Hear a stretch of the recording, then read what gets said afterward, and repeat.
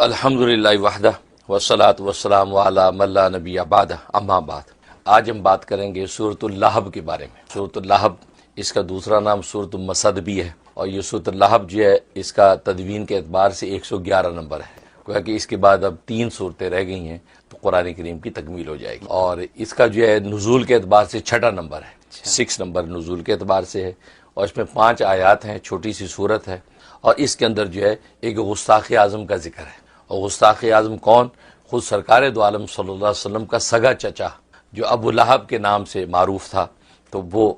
آپ کا بہت بڑا گستاخ نکلا، کیونکہ ہوا یہ کہ ایک موقع پر جو ہے رسول اللہ صلی اللہ علیہ وسلم صفا پہاڑی پر کھڑے ہوئے اور آپ نے اپنے خاندان اور قبائل کو بلایا۔ ظاہر اس وقت کا رواج تھا کہ اپنے قبیلوں کے نام لے کے بلاتے، خاندان کا نام لیتے تو لوگ جمع ہو جاتے کہ کوئی بات ہے، کوئی پریشانی ہے، کوئی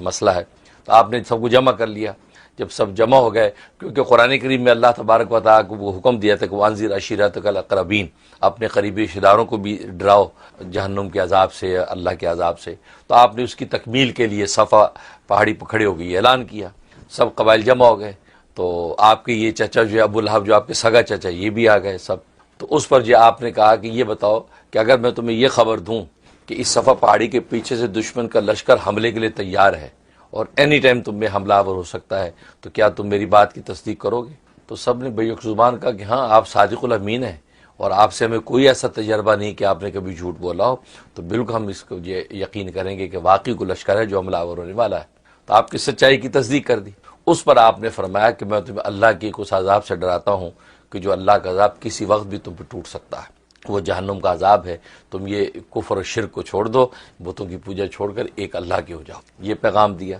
تو ظاہر ہے کہ جب تصدیق پہلی بات کی ہے تو ابھی بھی تصدیق کریں، کیونکہ زبان وہی ہے۔ جب یہ بات سنی تو آپ کے وہ چچا جو ہے ابو لہب، وہ سامنے کھڑا تھا، اس کا نام عبد العزیٰ تھا۔ عبد العزیٰ، عزیٰ ایک بت کا نام تھا، اس کی نسبت سے اس نے نام رکھا ہوا تھا عبد العزیٰ، کہ عزیٰ کا بندہ۔ اس نے یہ بات سنی تو اس پر جو ہے بڑا سیخ پا ہوا اور چلا کے بولا کہ تبًا لک علی ھذا جمعتنا، کہ تجھ پر ہلاکت پڑے، تباہی ہو، بربادی تیری ہو، تو نے اس لیے ہمیں جمع کیا تھا۔ یہ بات کہی، بس یہ کہنا تھا تو اللہ تبارک و تعالی نے یہ صورت نازل کر دی کہ تبت یدا ابی لہب وتب، کہ تو محمد صلی اللہ علیہ وسلم کو کہتا ہے کہ اس پر ہلاکت پڑے، بلکہ ابو لہب ہلاک ہو اور اس کے دونوں ہاتھ ٹوٹے۔ تبت یدا ابی لہب، کہ اس کے دونوں ہاتھ ٹوٹ جائیں، تباہ ہو جائے، اور وہ جو ہے ہلاک ہو۔ یہ قرآن کریم کی آیات اتر آئیں، اور ہاتھوں کو اس لیے شامل فرمایا کیونکہ اس نے یہ بات کہہ کہ زمین سے پتھر اور کنکری اٹھا کے نفرت سے آپ کی طرف پھینکی اور تھوک آپ کی طرف، نفرت سے، تو یہ گویا کہ ایک طرح کا جو ہے ہوا کرتا تھا اظہار نفرت۔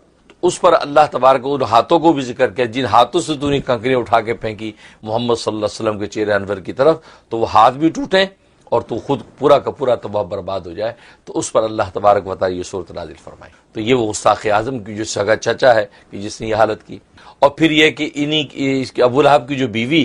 ام جمیل، تو ام جمیل خود یہ لکڑیاں، کانٹے، یہ کچرا جنگل سے اٹھا کے لاتی تھی اور حضور صلی اللہ علیہ وسلم کا راستے میں بچھا دیتی تھی، تو آپ تاکہ چلے، آپ کو کانٹے چبھیں، لکڑی چبھے، راستہ صاف نہ ملے، چلنے میں تکلیف ہو، تو یہ اس کو بھی قرآن نے ذکر کیا۔ وامرأتہ، کہہ کہ اس کی بیوی کا ذکر کیا کہ وہ لکڑیاں بچھاتی تھی۔ اور عجیب بات یہ ہے کہ عبداللہ بن عباس رضی اللہ تعالیٰ فرماتے ہیں کہ وہ جو کانٹے بچھاتی تھی حضور صلی اللہ علیہ وسلم انہی کانٹوں پہ سے گزرتے تھے، لیکن وہ کانٹے آپ کے قدموں کے لیے پھول کی طرح نرم ہو جاتے، بالکل ایسے مخمل سے گزر رہے ہیں، آپ کو کوئی ایذا تکلیف نہیں ہوتی تھی، لیکن اس نے یہ حرکت لیکن کی، اور اس کو بھی اللہ تبارک و تعالیٰ نے وبال میں پکڑا کہ ایک مرتبہ وہ گٹھڑ اسی طرح لے کے آ رہی تھی لکڑیوں کا، اور تو ایک جگہ اس نے سوچا کہ میں آرام کرنے کے لیٹتی ہوں، تو اپنا گٹھڑ اتار رہی تھی، تو اللہ تبارک و تعالیٰ کو فرشتہ مسلط کیا، تو فرشتے نے وہ جو اس کی رسی جو تھی وہ گلے میں تھی اس کو کھینچ دیا، اسے پیچھے جیسے کھینچا تو اس کا وہیں دم نکل گیا، تو یوں وہ ہلاک ہوئی۔ ادھر جو ابو لہب کے اوپر یہ ڈالی کہ اس کو اندر چیچک کا مرض اس کے اندر بھڑک گیا، گلٹی ایک ایسی نکل آئی کہ پورا جسم ایسا متعفن ہو گیا، ابل گیا پورا جسم، اور اتنا تعفن تھا کہ گھر والے قریب نہیں آتے تھے، یہاں تک کہ ان کی رسی باندھ کے اس کو روڑی پہ ڈال دیا، وہیں دور سے جو کھانے دے دیتے تھے، یہاں تک کہ جب وہ ہلاک ہو گیا وہاں پہ،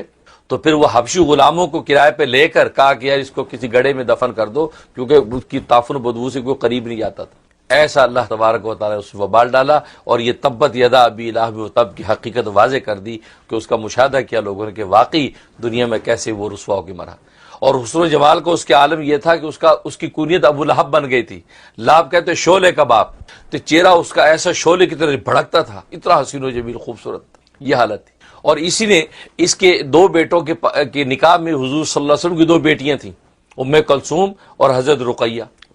یہ دونوں اس کے بیٹوں کے, عتبہ اور عتیبہ 2 بیٹے تھے, ان کے نکاح میں تھی. تو بیٹوں کو بلا کے کہہ دیا کہ محمد کی بیٹیوں کو طلاق دے دو. لہٰذا جو ہے عتبہ نے بھی طلاق دے دی اور عتیبہ نے. اچھا عتیبہ جو تھا اس نے بدبختی یہ کی, یہ چھوٹا تھا, اس نے یہ کیا کہ حضور صلی اللہ علیہ وسلم سے گستاخی اور بے ادبی بھی کی, اور آپ کے سامنے جا کے بے ادبی کی, گستاخی کی, کہا میں تمہاری تصدیق نہیں کرتا, تمہاری یہ باتیں سب غلط ہیں, جھوٹ ہے, اور آپ کی طرف تھوکا. لیکن حضور اللہ صلی اللہ علیہ وسلم تک تھوک نہیں پہنچا, وہ واپس تھوک لوٹ آیا. یعنی بے ادبی گستاخی کی اور بڑی آپ کے بارے میں الٹی سیدھے باتیں کرتا. تو ایک مرتبہ حضور صلی اللہ علیہ وسلم کو اس کی باتوں سے بڑی ایذا ہوئی, تو آپ نے دعا کی اللہم سلط علیہ ایک کلب من کلابک, اے اللہ اپنے کتوں میں سے کتا اس پہ مسلط کر دے. یہ بد دعا دی. جب یہ بد دعا جو ہے ابو طالب آپ کے جو دوسرے چچا ہیں انہوں نے سنی, انہوں نے کہا کہ محمد تم نے اتنی سخت بد دعا دی تھی, اس کا تجھے کیا فائدہ ہے, کیونکہ ان کو یقین تھا کہ یہ بد دعا لگ جانی ہے. ادھر ابو لہب کو بھی یقین تھا کہ یار یہ بد دعا دے دی محمد صلی اللہ علیہ وسلم نے,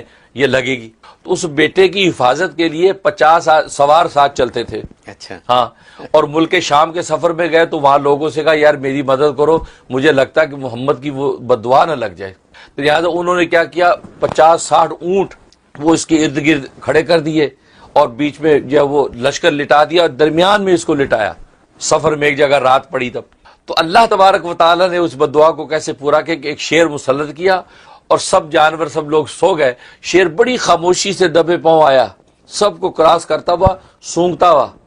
یہاں تک کہ این جب اس کو جو سے سونگا سمجھ گیا کہ یہی میرا شکار ہے, اور اسی وقت چند لوموں میں چیر پھاڑ کے ٹکڑے کر دی. ابھی لوگوں کو پتہ ہی چلا, آنکھ ہی کھلی ہے, پتہ چلا ٹکڑے ٹکڑے ہوا پڑا ہے اور شیر غائب. تو وہ جو بد دعا کی تھی اس طرح عتیبہ کو اللہ تبارک و تعالی ہلاک کیا. تو یہ وہ ابو لہب ہے کہ جو غستاخ اعظم جس کا ذکر اس صورت کے اندر ہے, اور دشمنوں کے حوالے سے بڑی اسٹرانگ یہ صورت ہے. جہاں تک اس صورت کے فضائل و فوائد کا تعلق ہے تو ایک اس کا سب سے بڑے فائدے اس کے سب دشمن کے حوالے سے ہیں. ظاہر ہے کہ اتنے بڑے دشمن اعظم کے حوالے سے ہی ہے, لہٰذا اگر کسی کا کوئی ایسا دشمن جو اس کے خون کا پیاسا ہے اور کسی لمحے ایذا دینے سے باز نہیں آتا, تو وہ شخص روزانہ 41 مرتبہ اس صورت کو پڑھے. اول آخر 11 مرتبہ درود ابراہیمی پڑھ کے جو ہے وہ اس کے شر سے حفاظت مانگتا رہے, تو اللہ تبارک و تعالی اس کے ہر وار کو جو ہے ناکام کر دیں گے دشمن کے, اور اس کی حفاظت کریں. بہت زبردست ہے. اور ایک اس کے اندر یہ ہے کہ اگر جو ہے 2 آدمیوں میں آپس میں ناجائز محبت پیدا ہو گئی, بیٹا کسی بیٹی کسی لڑکی سے انوالو ہو گیا, بیٹی کسی لڑکے سے انوالو ہو گئی, آج روز کے واقعات ہیں,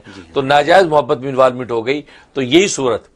صورت روزانہ جو ہے وہ 71 ٹائم 71 مرتبہ پڑھنی ہے, اور دونوں کا تصور رکھنا ہے کہ ان دونوں میں جدائی ہو جائے. لیکن اس پڑھنے کے دوران میں بسم اللہ نہیں پڑھنی اور درود شریف نہیں ملانا, اور کوئی کڑوی چیز منہ میں رکھنی ہے, مثلا کوئی کالی مرچیں 2 کالی مرچیں منہ لے کے چبا لیں, ذائقہ منہ کا کڑوا ہو جائے, تو اس کو غصے کے ساتھ پڑھنی ہے. یہ تصور کر کے ان دونوں میں ناجائز محبت ان کی ختم ہو جائے اور یہ راہ راست پہ آ جائیں. اس تصور کے ساتھ 71 ٹائم روزانہ رات کے کسی بھی حصے کے اندر پڑھ سکتے ہیں, مغرب بعد سے لے کے طلوع فجر تک, درمیان میں کسی ٹائم بھی عمل اور کر کے دعا کر لیں. تو انشاءاللہ یہ 71 دن کی نیت سے شروع کریں, اللہ تبارک و تعالی غیب سے مدد کریں گے کہ ناجائز محبت ختم ہو جائے گی. تو ناجائز محبت ختم کرنے کے لیے تو یہ, اور ایک اس کا فائدہ یہ ہے کہ بعض دفعہ انسان جو ہے وہ آج کل دفتروں میں ہوتا ہے کہ یار آپ کا ٹرانسفر ہونے والا ہے فلاں جگہ, اور یہ چاہتا نہیں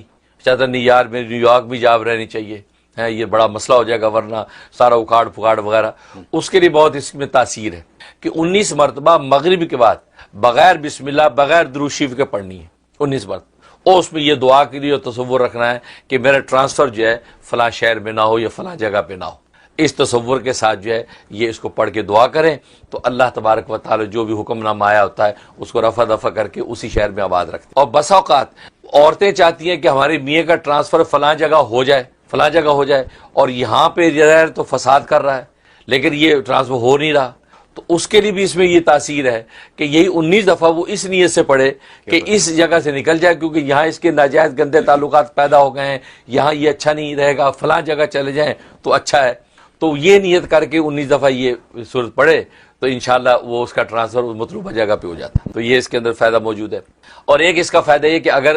ایسا کوئی دشمن ہے کہ جو اجتماعی دشمن ہے, مثلا کسی ملک کا دشمن ہے, کسی ریاست کا دشمن ہے, اور ایسا خطرناک ہے کہ تکلیف پہنچاتا ہے, کوئی سبیل نہیں ہے, اور اس کی دشمنی باز نہیں آتی، روز نئے نئی سازشیں کرتا ہے، اس کے لیے اس میں بڑی تاثیر ہے کہ چند لوگ بیٹھ کے 3000 مرتبہ اس کا ورد کریں، ختم کریں 3000 ختم کریں اس کا، اور دعا کریں، اور آخر میں جو ہے اللہ تبارک و تعالی حضور میں درخواست رکھ دے کہ یار یہ آدمی ہے اور یہ دین یا مسلمان یا کے لیے بہت تباہ کن ہے، یا اللہ اس کو یا تو ہدایت دے دے ورنہ یہ اپنے ٹھکانے لگا دے۔ اور جو انڈیا میں اس وقت جو حالات ہونے ہیں، مسلمان گھروں میں بیٹھ کے اس کا شروع کر دیں، کیسے نتائج ظاہر ہوتے ہیں۔ تو 3000 مرتبہ پڑھیں اور اللہ کے حضور درخواست رکھیں، بہت زبردست تاثیر ہے، بہت جلدی اس کے اثرات ظاہر ہوں گے انشاءاللہ۔ اللہ تبارک و تعالیٰ جو وہ دعا والی بات ہے، اللہم سلط علیہ قلب من قلابک، کہ اللہ اپنے کتوں میں سے کتا مسلط کر دے، یہ بدعا، یہ دعا نبی والی پڑھیں انشاءاللہ، دیکھنا کیسے جو ہے اللہ جو ہے دشمنان اسلام کو تباہ کرتے۔ تو یہ کریں، تو یہ اس کے فضائل و فوائد کا